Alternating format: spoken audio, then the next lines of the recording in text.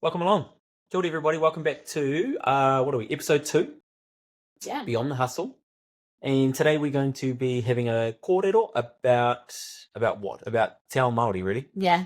and our journey Yeah. together Yes. into Te Ao Māori.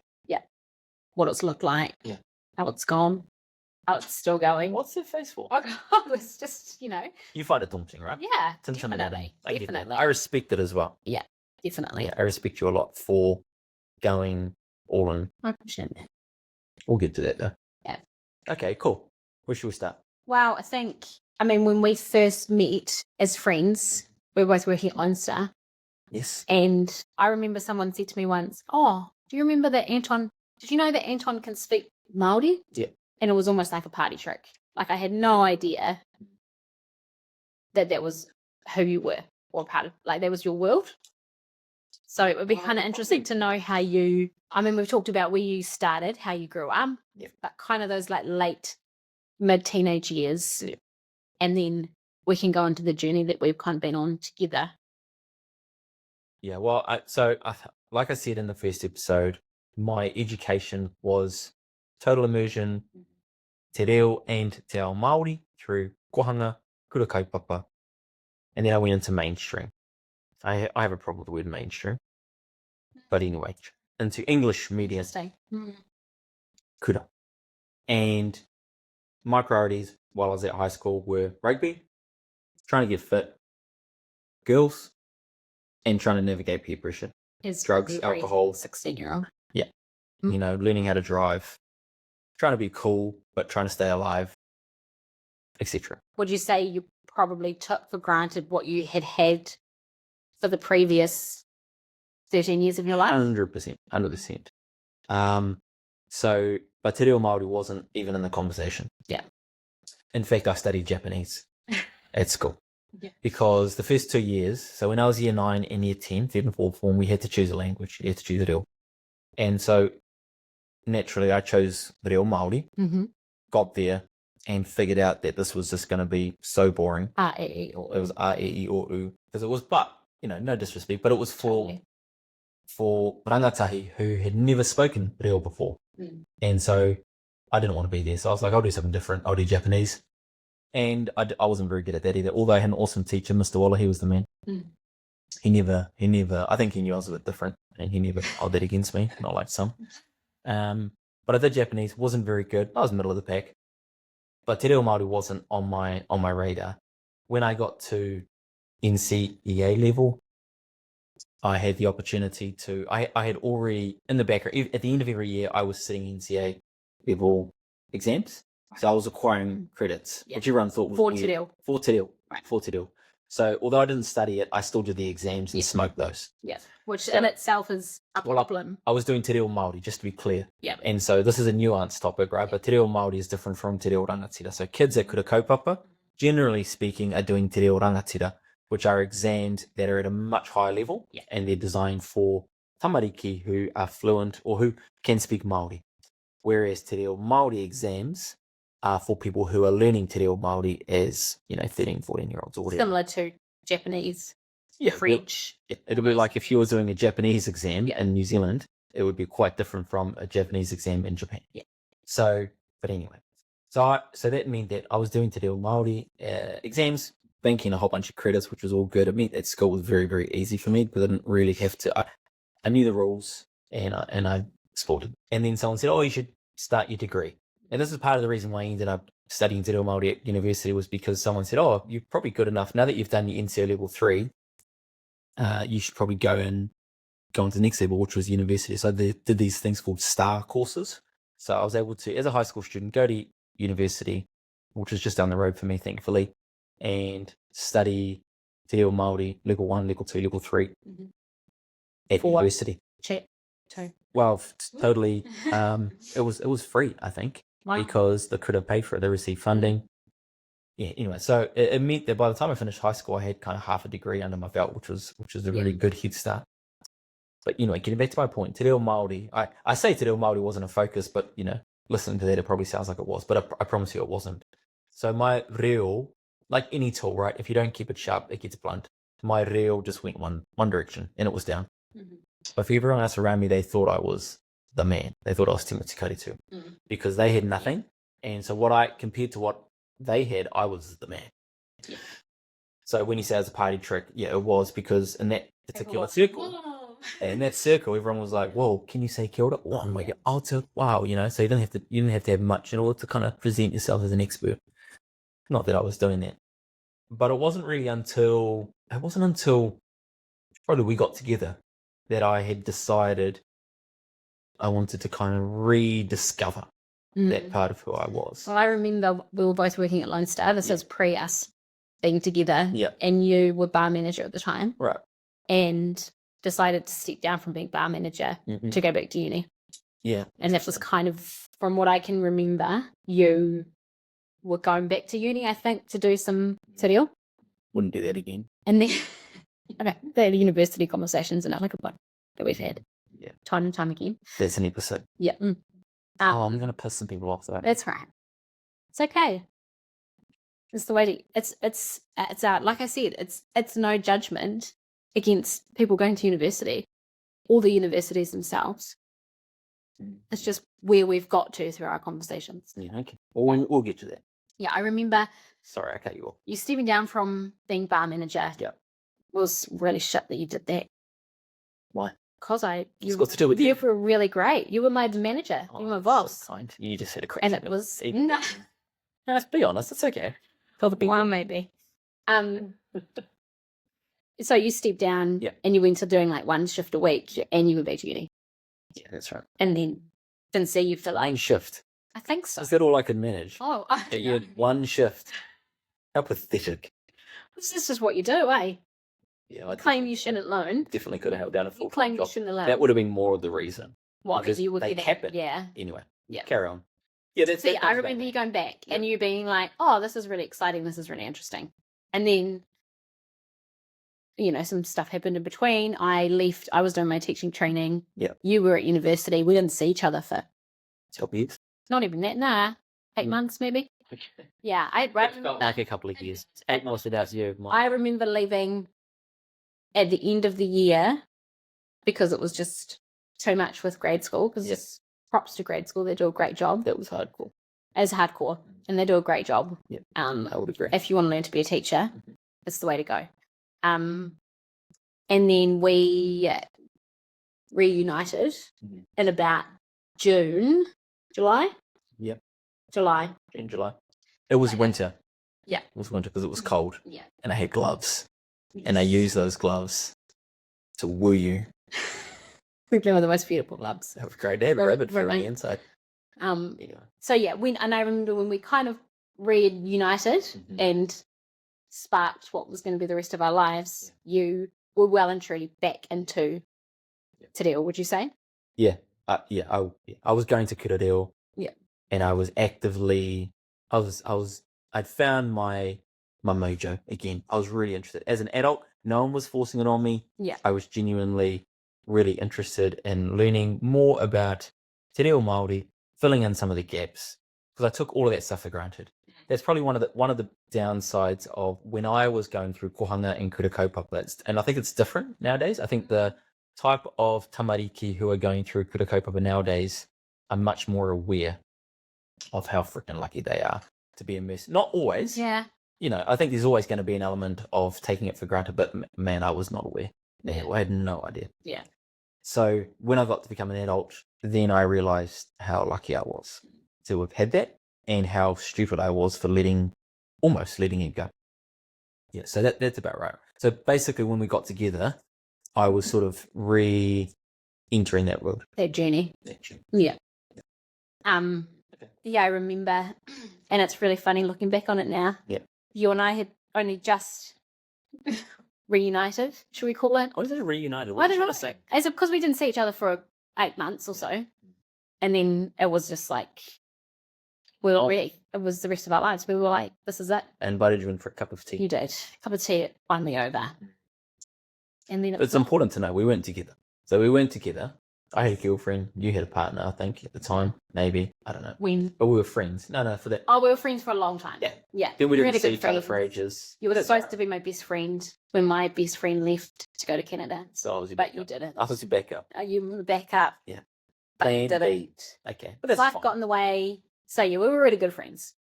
Really good. And then we got together. And then we didn't see each other for about 8 months because we were off doing our own thing. And then we got back together that night in winter with the rabbit gloves. Yeah. And we were no longer friends. And I don't think either of us, I don't like to say we both knew, but it was like, Sounds corny. it does sound corny, doesn't it? We're not corny people. But it was, I don't know. It clicked. How do you, yeah, it clicked. That's a good way to describe it. I was stoked. Yeah. And let's see it work. We were both just ready. We were done. We were in. Anyway, I vividly remember not long after we kind of started hanging out again, within a week of that, and you went to a kura Oh, yes. and I had absolutely no concept whatsoever of what a kura was, who you were hanging out with. It was the next week, wasn't it? Yeah, I was like, pretty I'm sure. off to Heretona. I'm going to Te Aute Yeah. for a week. You went to see me. And you're like, what are you doing? I'm like, it's like a real Māori camp. Thing. Yeah, that's probably how you had to describe it to me. Like a camp, and we If I stayed said to there. you, kura reo, you would have been like, No idea. kura what? No idea. I had no idea. It's funny to look back on. I had no idea who Timoti Karitu was. I had no idea who Pākehā Papa was. And these were people that you were there hanging out with. Tani whai. And I was just like, oh yeah, have fun on your camp. Go and enjoy. Have fun when you can. You know. And it was just funny to look back on now because, and that's good for people to know, I think, because I had absolutely zero concept. I had no idea what kura kaupapa was. I had no idea what kohanga reo was. I had No idea what a kura reo was. no, I had nothing. I literally was coming from a world where I had never ever entered. I had like one Māori friend in high school who used to go off to do the like whānau class every now and then. And I was like, oh, okay, bye. And just, but yeah, I had no concept. And that's not in any way. That's not your fault. It's not, but it's also not a belittling of any way that I grew up, because I certainly didn't grow up in any way. My parents were amazing. They were, you know, my mum, it makes me laugh because my mum was so great back in those days. She was a primary school teacher and she used to every single day without fail, this was in the 1990s, write the date in Te Reo on her whiteboard. And, you know, back then that was really making me first, you know. Beyond. So, you know, this is not I want to say whakaitsi, but what's the, I don't know. Nui. No, but it is. It's just the reality of how I grew up. And there's nothing wrong with that. It was just the world. It was just the world that I lived in, and I just had absolutely no idea. And I think it's really important for people to be okay with that and to be okay with the fact and not feel guilt over that or... I think it's not just for Pākehā or for anyone else who's not Māori. I think it's the reality for a lot of Māori as well. Totally. Like you said, oh, I had one Māori friend. Yeah. You probably had lots of Māori friends. That's actually the truth. Yeah. You probably actually had lots Especially going through, you know, it's not like I was going through schooling in areas where Māori didn't live. Like I was at Papanui High. Yeah. Now you had lots of Māori friends, but a lot of your Māori friends probably knew that they had whakapapa, Māori. But the reality for a lot of Māori walking around even today, they know they're Māori, but they don't live in a world where Māoritanga is celebrated and thriving and alive, and they can just be themselves and be immersed in it. So you probably, you grew up in a world where that just wasn't part of. It just wasn't part of who I was, and you don't know what you don't know, and there's nothing wrong with that. And it's, you know, my parents did an incredible job of raising us, and I think credit to them, because probably the reason that this journey has happened is because I was raised in a way that it was like, be open. Oh, well, we already talked about your grandfather. Yeah, totally. Yeah. And Dad Neil. Yeah. You know, I mean, back in the early 90s, late 80s, early 90s, to be open to putting a kohanga reo on your field, it's pretty gangster. Yeah. So, no, your whānau's, I think looking back on it, has always been down with the brow. Down with the brow. They've certainly always been open. And I think that's probably a really important theme that will probably come through in this. Imagine how they must have felt. I wonder how they felt then when we had that famous cup of tea, and it just sparked, it clicked. Yeah. And then you brought me home. And here was this guy who was like ready to go on off to his kurereo. I was, you know. But we all had. I had no idea. But how must they have felt? Because I mean, as we'll get into, it didn't take long. Eventually, I didn't leave. I stuck around. I wasn't just a fling. I stuck around for a while. And then we had tamariki, and those tamariki have long, difficult to pronounce te reo Māori names. They go to kura kaupapa. Yeah. Which means that if you want to come and participate in netball, prize giving, manu kōrero, kapahaka, whatever, you're going to be surrounded by te reo Māori. It's something I've always admired about with whānau, is that they've never shied away from it. They've always just embraced it. Yeah, and they've really even made me feel like I was doing the wrong thing by just embracing that. Always just roll with the punches.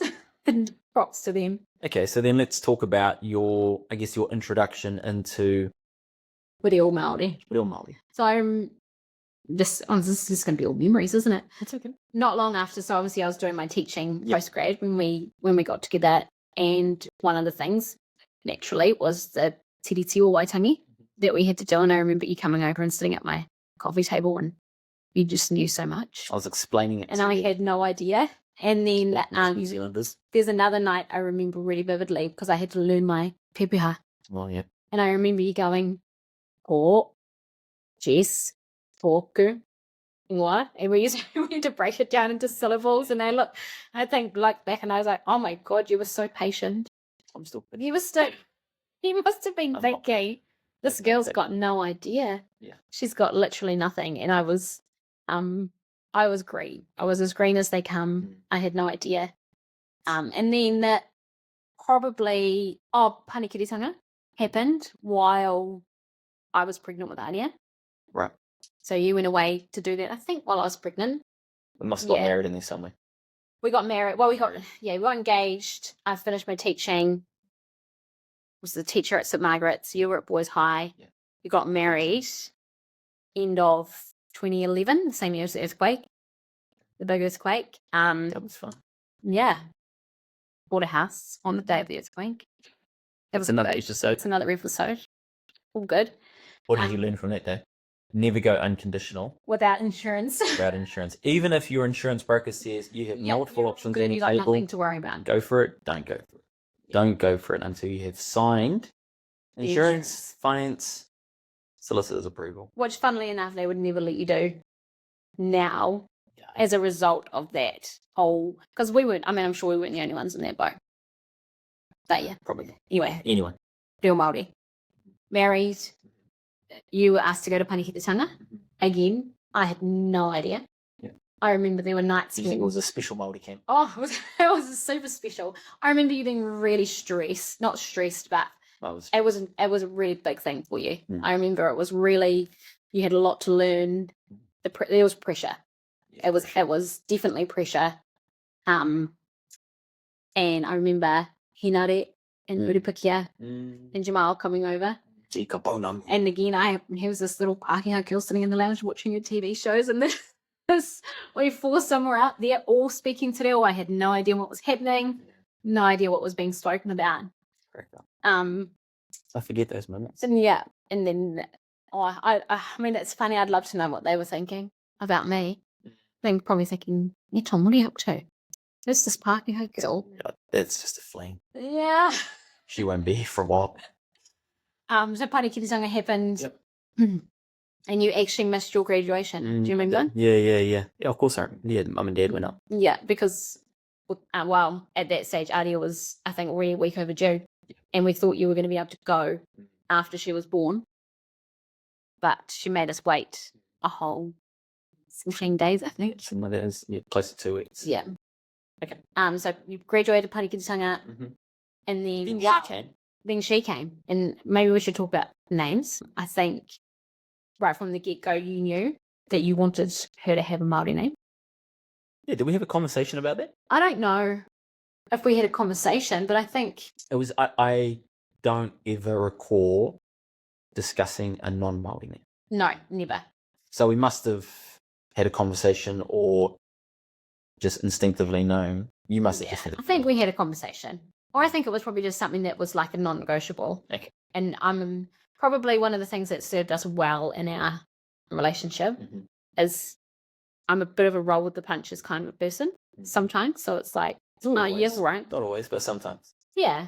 And I certainly wasn't hung up on any other names. Yeah. But one of the things that I definitely said to you is it needs to be easy to pronounce. I'm not having a child whose name gets butchered all of the time. Yeah. And that was really, really massive for me. I think at that stage I had basically no te reo. I think you were probably thinking as well about your whānau. Absolutely, yeah. And thinking it would be unfair or unreasonable to bring their first mokopuna, because she was the first one, into the whānau. Yeah, she was the first for both of us on both sides, eh? And then give her this name that your whānau was just going to go like, how do I wrap my mouth around that? Yeah, so there was probably a lot of aroha in that whakaaro. Okay. Yeah, definitely. And I think... So what did that mean though? It meant we had a whole bunch of names that were just... we couldn't use. Yeah. And you would fire names. You'd fire names at me and I'd be like, no. No one can say that. Yeah.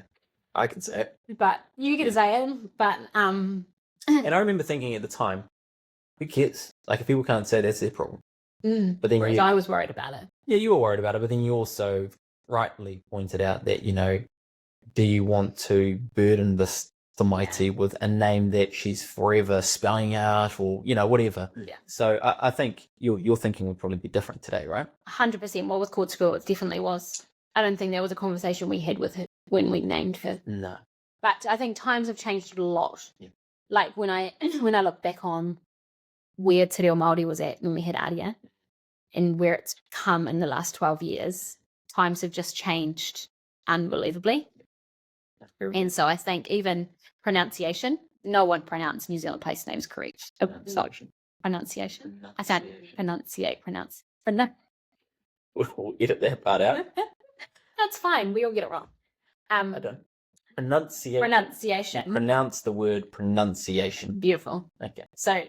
But pronunciation in Aotearoa has come a long way. A long way. The radio wasn't using it right, like nothing. Whereas now... they're still not really. Well, they try. Some are. There's a lot that try. Some are. Oh, yeah, totally. Yep. So, anyway, Aria. Aria's name, I actually found the word Aria, I remember, in the dictionary. And I remember thinking, oh, that's quite nice. Can we work with this? Well, that was the conversation. You were like, well, I'll have a think. I'll look at it. So, yeah, anyway, we landed on Te Aria Aroha. And I held on to my whakapapa in Pākehā. This, I suppose, my own personal desire to be a part of that name. And we gave me the middle name Kate, because that was the same as me. Middle names are weird. They are, and I think, again, that's a journey that we've been on. I'm like, who needs a middle name? Nope. Mana doesn't have a middle name. Neither does Kōtuku. No.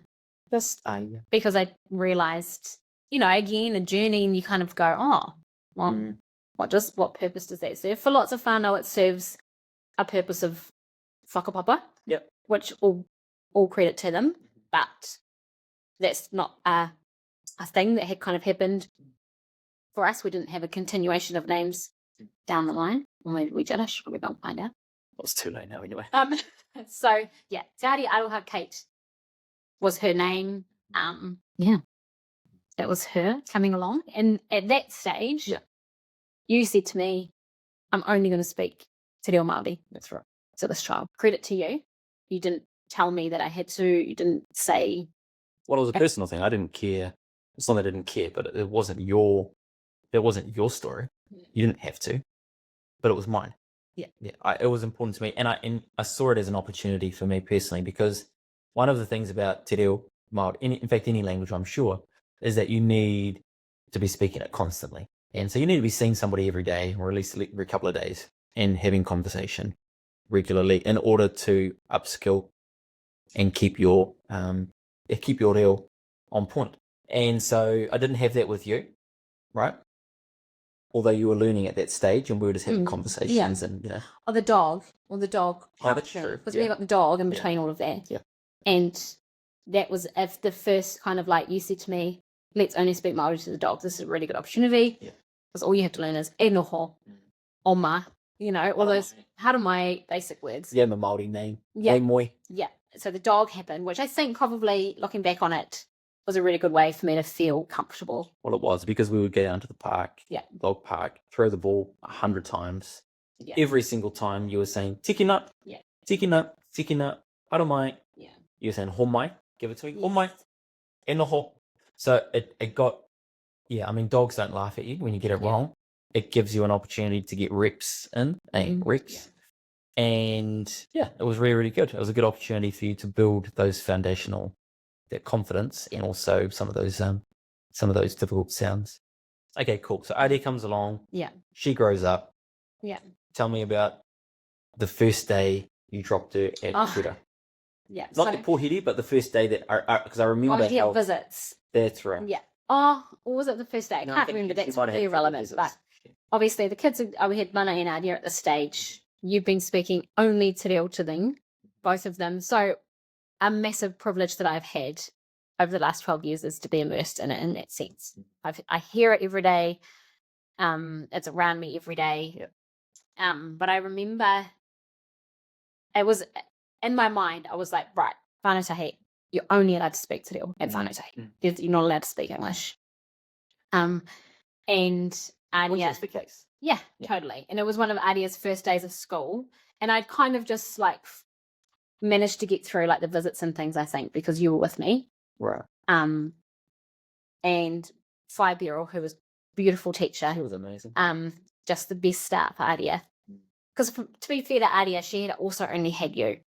So her view of Te Ao Māori, she hadn't been immersed in Te Ao Māori. She wasn't a kohanga kid, but had te reo because she had you. The only language she had ever heard from you was te reo, but that was the only person she'd ever had it from. At that stage, Maya wasn't speaking te reo. No one in your whānau was speaking te reo. Frequently. They could. They all could. Yeah. But they had just chosen along the way, because it's natural for them. What? Because it's hard. And it's really, really hard to speak English to her as the first moko. And so for her, that was quite major, I think, selling whānau tahi. But 5-year-old was incredible. But I remember I had to ask 5-year-old, must have been the first day of school, I had to ask her what time Adi finished, because it was sometimes they finish at 2, they do like a half day. And I remember driving and like trying to remember the question over and over and over again in my head and thinking, okay, I've got to get this right. How am I going to ask this question? How does this work? And just like terrified, because it was the first time I really was without you and had to ask a question. And I didn't even know if I would understand the answer. Like, I was like, put the question out. I'm going to put the question out and I'm just going to Taki or rua. Yeah, I'm just going to hope that I can answer it. And in those years of Adia before she turned 5, we had I think I was always open to learning te reo. Oh, yeah. It was never something that I went, right, I'm going to go and sit in the classroom and I'm going to learn te reo. But certainly, like, naturally, I was picking it up, and I think I was maybe using what I picked up a little bit. But her studying school was probably quite a turning point in my own te reo. Okay. There was a news article that we did for something, and I don't know what it was. I think it was to do with te reo Māori and raising bilingual children. And in that, you had said, Jess has made a page, which I had said to you, when I'm at whānau tahi, I'm only going to speak te reo. Because it's like there are parents that don't have reo and so speak to the teachers in English, and that is part of what has to happen in order for those teachers to communicate with those parents. That I had made this decision, I'm only going to speak te reo at whānau tahi, and that got put in that article, and so all of a sudden it was like all of te whānau tahi also knew the pressure was on. And I think that was a real turning point for me. The pressure was on, and there were like days where people would say things to me, and I'd be like, oh, yeah. And I had no idea what they were saying. And it's an awful feeling. Yeah. But I think got through them. I got through them. Yeah. And every day, get stronger. That's right. Get stronger. And I often feel guilt about not doing enough to better my te reo. And then I go, hang on a minute, there's other things that I'm doing for this whānau. And actually, I think you have to check yourself sometimes, because when I look at where I started, when she was a 5-year-old. Or even before me. Yeah. Guess, tōku. Yeah, I had nothing. And, just going on that journey. I think credit to you in that journey, because you've never, ever made me feel bad about making a mistake. You've never Well, that's something they actually teach you at all of those kura reo. Yeah. I mean, there is this myth out there, and it's completely false in my own experience. And mine, if I know what you're going to say. Yeah. Well, what I was going to say was around these elite Māori who are amazing orators, grew up in a world where they learned te reo Māori and are, gifted speakers as adults, and that somehow they are these elite Māori who look down upon anybody who can't speak Māori. It's just not true. Not in my experience. And so, one of the things that has always been instilled in me through kura reo, and also, te panakiriatanga and by all of my kaiako, is humility, and having and understanding that learning te reo Māori, like learning anything, is a process, and you're going to make mistakes. It's actually part of the learning, and that you should never ever make anybody feel bad about that. Try and lead by example, rather than saying that's not how you do it. Saying, showing them how to say it correctly or something like that. So yeah, no, it's just not in my style to make you feel bad. And of all of my real Māori speaking friends, they would never make anyone feel bad for being wrong either. Yeah, I agree. No. And interestingly, I've had conversations with parents at school who don't have te reo, or who have one parent that does and one parent that doesn't. Yeah. And I remember one parent saying to me one time, "Oh, my kids will laugh at me. My kids will laugh at me if I say it and get it wrong." And I don't know why, but it's not an experience I've ever had with our kids. I don't know if it's because they've watched you. I'm not sure, or if it's because I've just been getting it wrong right from the day dot, and I've always been getting it wrong. No, But my kids will laugh at me too for all sorts of things. So I suppose I think there's a time to laugh. Like there's a time to play around and Oh, make jokes. totally. But when I would like to think that we've brought our tamariki up in a way that if they see someone genuinely having a crack and trying to do the right thing, that if they got that wrong, the last thing they would do is laugh. Yeah. Or make that person feel this big. Yeah. Yeah. Okay, cool. So going to Te Whānau Tahi, dropping Aria off, picking her up, that was terrifying. Yeah. Oh. But then she's now about to enter year 8. Yes. Yeah. So we've had 8 years of this, 7. Yep. And how are you feeling now? Oh, so much better. I think there have been moments where that are like light bulb moments, and you go, "Oh, I just sat through that and I understood what was going on." What, like a prize giving or something? Yeah, prize giving, or a whānau hui. Because in those early days, and I know that there are still parents in this boat, you sit in those whānau hui and you go, "Oh my God, I have no idea what's being said." And I was really, really grateful because 99% of the time you were there too. So if I didn't pick it up, you knew what was going on. Fill in the blanks. That's right. And so I'm grateful for that. But yeah, there's definitely been light bulb moments along the way where I've gone, "Oh, hang on a second. I get it. I understood that." How do you feel about Pākehā? Yeah. Or any non-Māori for that matter? Yeah. Learning te reo Māori. What's an important kind of message do you think that people who are not Māori, who don't have whakapapa Māori, need to understand if they are going to go down this path? Yeah. I think because I know of a lot of people who are in that boat, I am also aware of classes of choka. Yep. So people are going, "Well, should I take that place because I'm Pākehā?"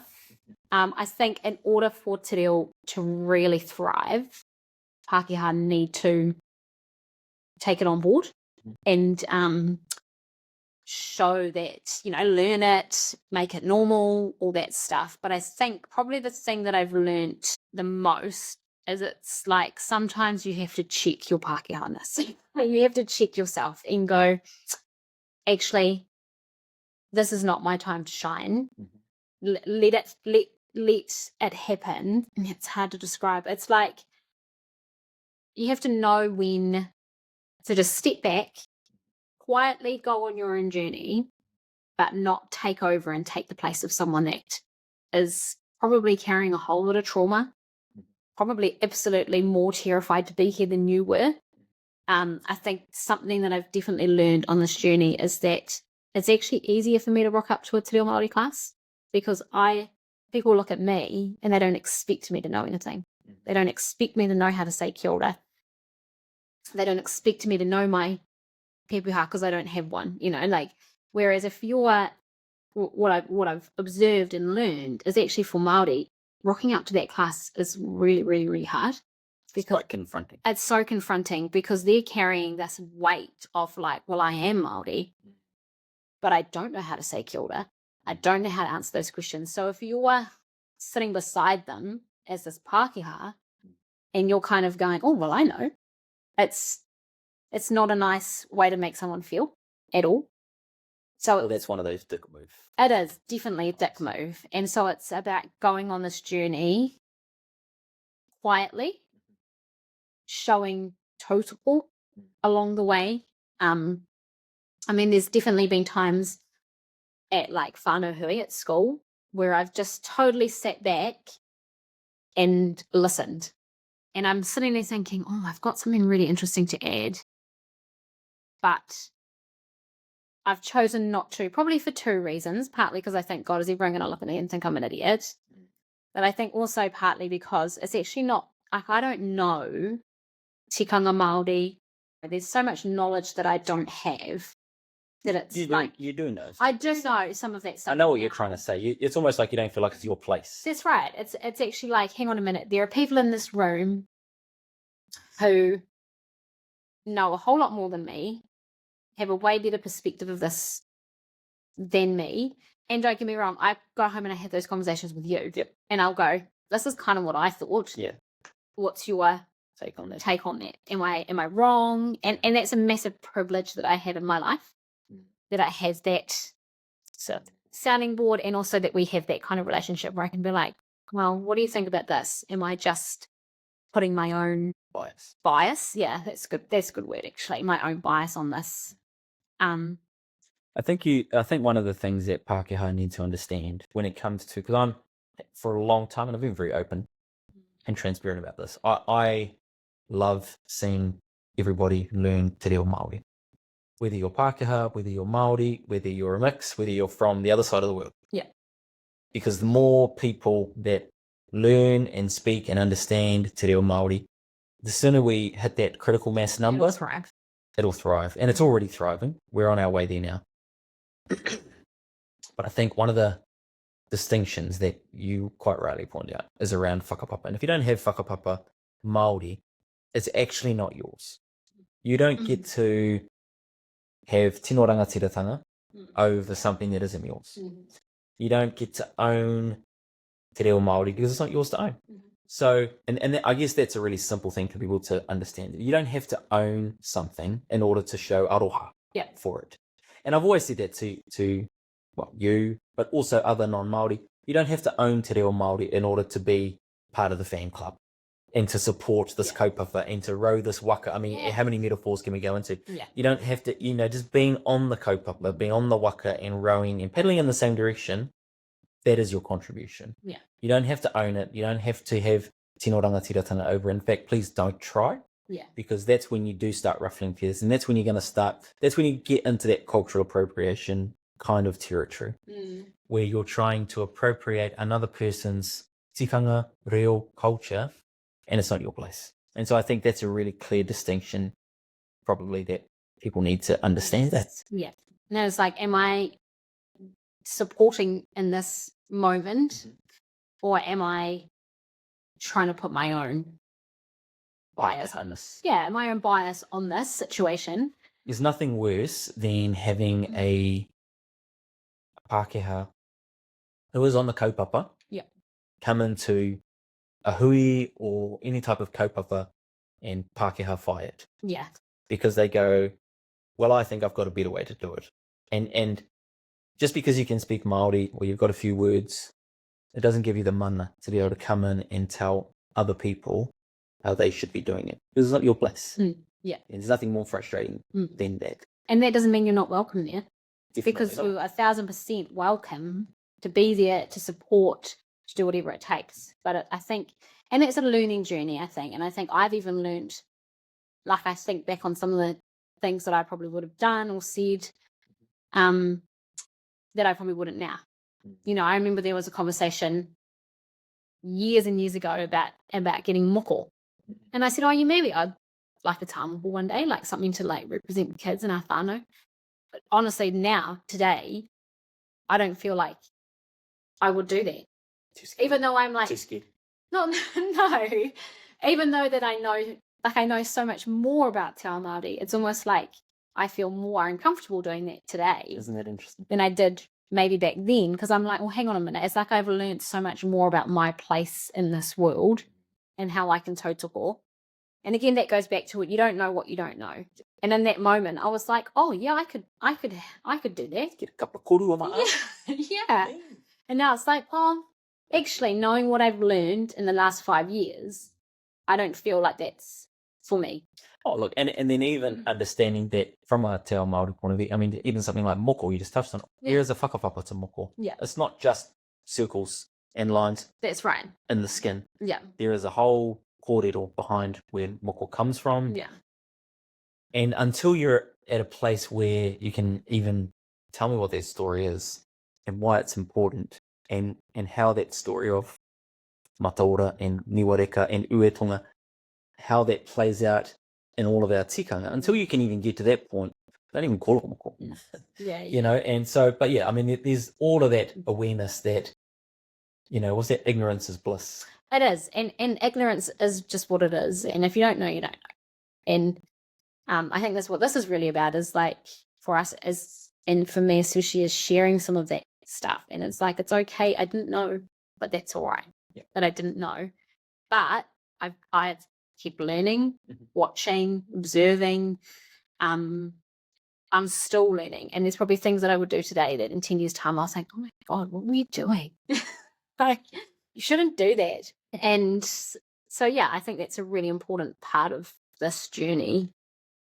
It's been interesting over the years that there's been quite a few moments really where you watch things in the news or you read articles and where it's quite clear that there has been a Pākehā journalist who's written a piece or who has produced a report, and it's their outside perspective coming from a place of naivety and ignorance about something that's happening in Te Ao Māori and how they are overlaying what they're observing with their own worldview and then making a comment or a judgment about it. I mean, something that comes to mind years ago was, and I can't remember if she was a national MP at the time, Judith Collins. Oh, yeah. And she wanted to be able to speak at Waitangi on the paipai, on the taumata. Oh, yeah. And, of course, tikanga at Waitangi doesn't provide an opportunity for her to be able to do that. She can speak from the maho, which many women, including Jacinda and Helen Clark and probably Jenny Shipley and a whole bunch of others, have done in the past. But she felt like it was her, because as a Pākehā, she felt like it was her right to be able to step into a world that wasn't hers and Pākehā fired. Yeah. And then the way in which the mainstream media told that story and was so quick to judge Te Ao Māori for, I guess, what they observed to be sexist behaviour.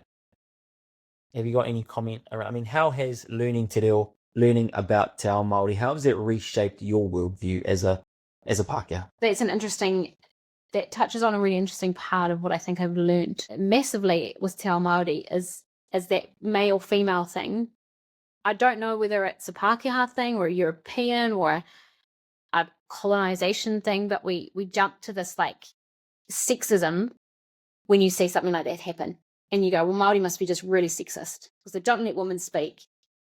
And so that's a view that, like, when you don't know anything else about Te Ao Māori. Also, that women can speak. Yeah. It's just that in that particular environment. But, you know, people look at that because people go, oh, yep, so when you arrive at the marae, the men speak. And that's what happens. Yeah, but even that is totally missing the fact that the first of it. That's right. As the woman.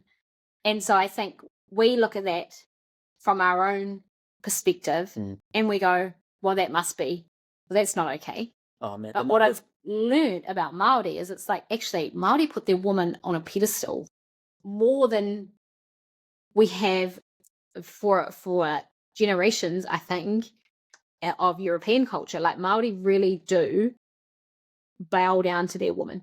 And there are some feisty women that are just incredible. And it's actually the opposite of that. Well, that's how you want to look at it, right? Yeah. But no, yeah, you're right. Te whare tangata, te tapu te tangata. So, men don't have that.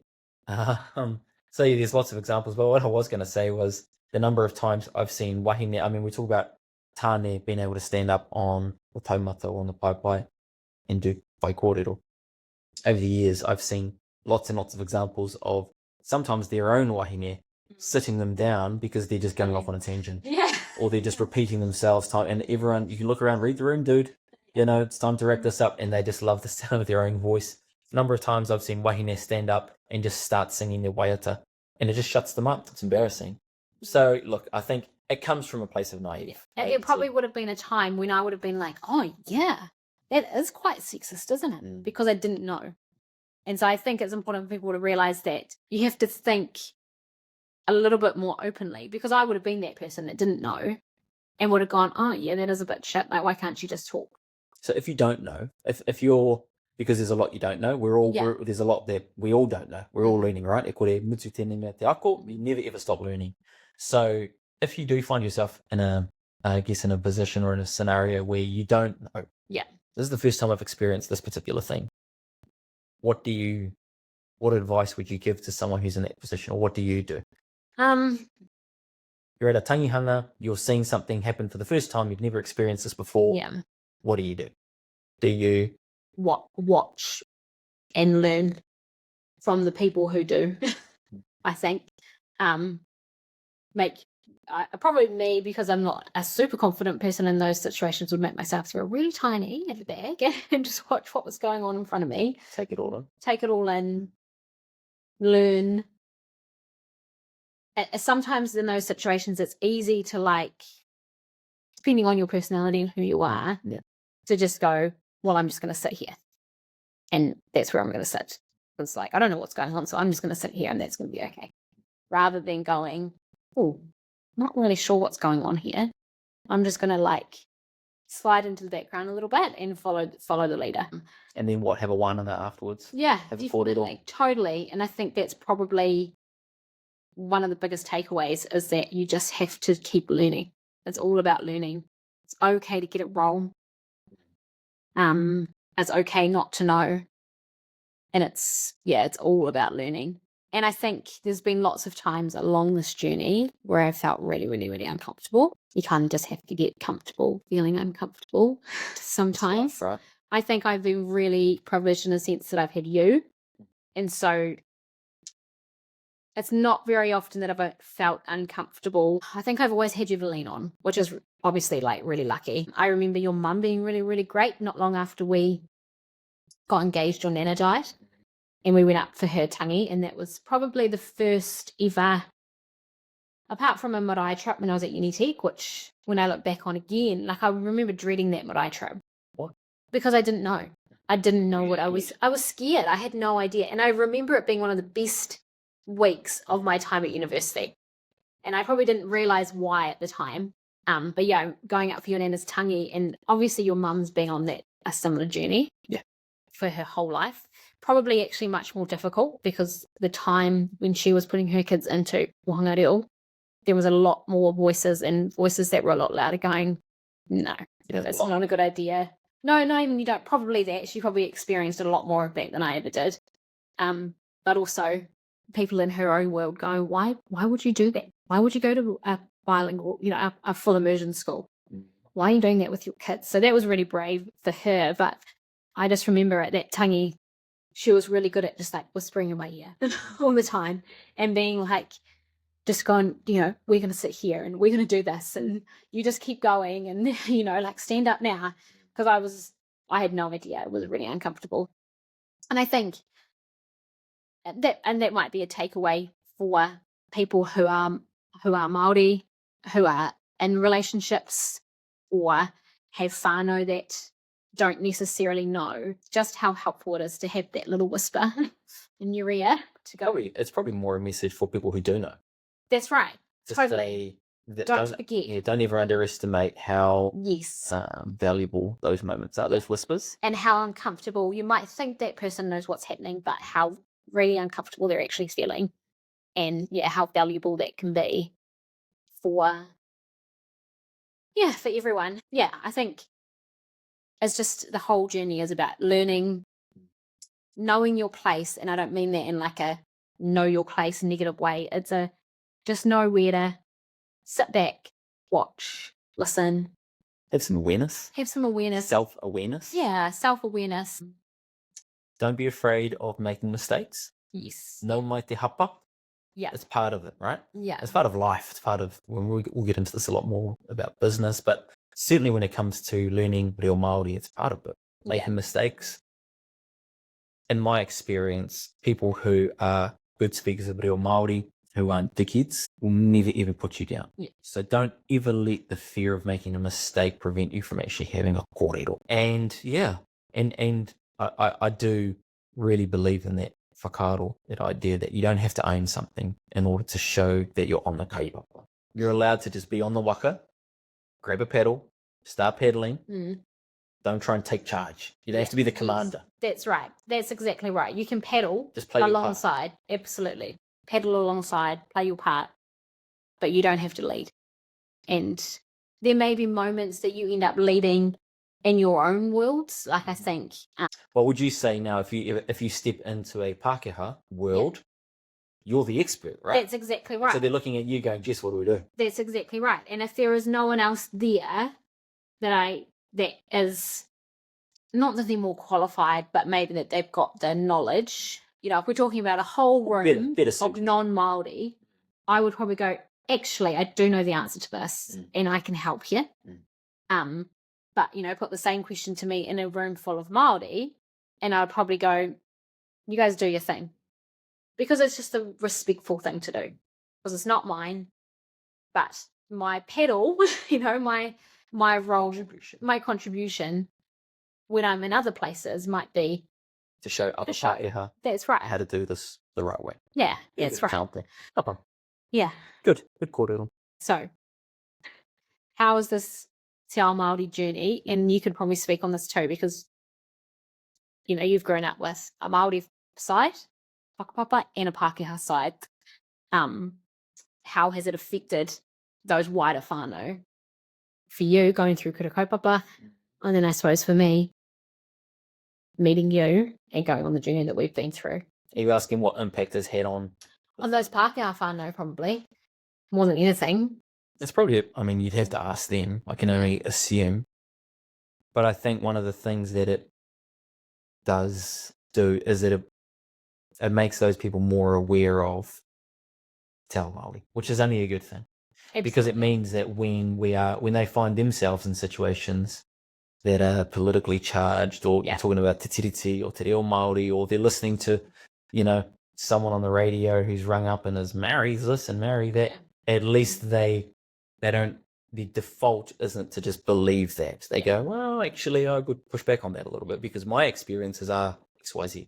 So I think one of the great things about, let's just say, our own journey, what we've just discussed, is that it's brought a dozen, 2 dozen, 3 dozen people on your side of the whānau, even if they've only just dipped their toe in the water, they have learned something. And it's probably challenged some of their stereotypes in a good way. I think. That's my gut feeling, but you have to ask them. Yeah, I think so too. I think it's probably, like, for my mum and dad, very much same as me, they don't know what they don't know. And I think seeing our kids thrive in Te Ao Māori has probably challenged their thinking. Again, like I said earlier, they've always been really open, but you don't know what you don't know. And so I think it's really helped them to challenge some of the stereotypes that they probably knew growing up. I mean, Dad was a police officer. I can only imagine the stereotypes that he was dealing with back in the 90s. Around Māori, you mean? Yeah, totally. I think there have been times with us and being around Te Ao Māori where I have felt a sense of guilt for, not for marrying you, but for your sake not marrying another Māori. Does that make sense? And so But then what we've just spoken about how it's affected our wider whānau. And now we've got all this other whānau on the kaupapa. And there are positives around that. And I think I would like highly, highly, highly encourage anyone who's going into a multicultural relationship, whether it's, you know, you're Indian and Pākehā or you're white, whatever it is that you are, to really learn about each other's cultures and find a way to bring them together in a way that your kids can be proud of all sides of them. Because I think often, especially in New Zealand, you see two cultures coming together and one will get forgotten about, usually the one that's not New Zealand, and the other will kind of take over. And a lot of that stuff will disappear and people will choose not to speak their native language to their kids. And now they'll later on feel really sad about that. I think. It often happens that the realization occurs when there's a kaupapa like a tangihanga, or you talked a little bit about people from other countries. Maybe you have to go back to their country for a hui mate, a tangihanga, or even a wedding, you know, something that's brought the whole whānau together. And then there's that moment where they realize my kids have got no idea about what's going on right now. Yeah. And that sense of, I guess, guilt. Oh man, it stopped with me. Yeah. Yeah. And sometimes, look, well, that hasn't happened with us. So I can't speak to as to why that might occur, but I can imagine it's probably because their dominant culture has kind of said, no, this is the way we're going to do. This is what we're going to do on our whānau, and that other culture just does get us behind. And it's hard. Easy to do. Yeah, when you've got to like make it happen, because it's not the world that you're living in every day. Yeah. It's really hard to find time for that. But I think one of the things that I've learned and like to make myself feel a little bit better, maybe, I don't know, is that when you have two cultures coming together like that, it's worth the time and energy for your kids to really give both cultures. And you don't have to be more of one than the other. It's like they can learn about both. Just because our kids are growing up in this Māori world, they also know, you know, they've got great grandparents and they've got all this other stuff going on. It just so happens that that's just a lot easier to hold on to because of the world that we're living in is very much a colonized world.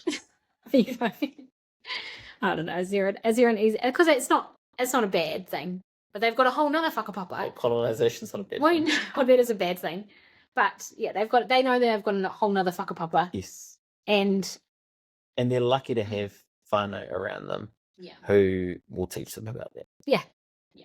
And so I guess what you're trying to say is it's really hard work to keep both, but it's totally worth it.